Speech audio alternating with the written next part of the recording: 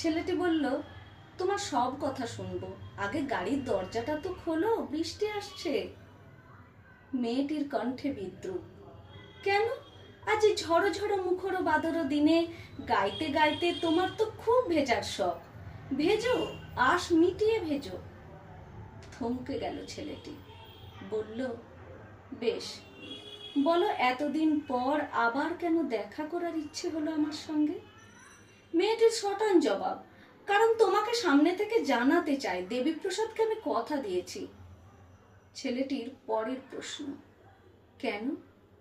মেয়েটি অকপট, কারণ আমি বিদেশ যাওয়ার স্বপ্ন দেখি।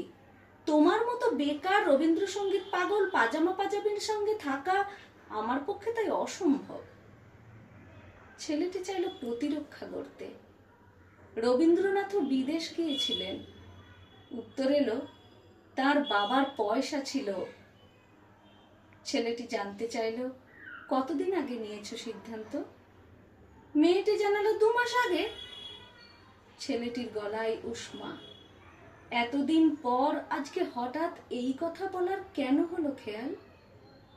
মেয়েটি কেটে কেটে বলল, তোমার জন্য আজকের দিনটাই যে উপযুক্ত, কারণ আজ 22শে শ্রাবণ। এই বলে মেয়েটি আর দাঁড়ালো না এক মুহূর্ত। অঝোর বৃষ্টিতে ভিজতে লাগলো ছেলেটি এবং তার গীতবিতান। তাকে ভিজতে দেখে স্কুটি থেকে নামলো পাড়ারই এক মেয়ে, ধরলো তার হাত। ছেলেটি বলল, এ তো মৃত মানুষের হাত। সব শুনে মেয়েটি বলল, সুদীপ্তদা, তুমি কি যে বলো না, রবীন্দ্রনাথের আবার মৃত্যু আছে নাকি?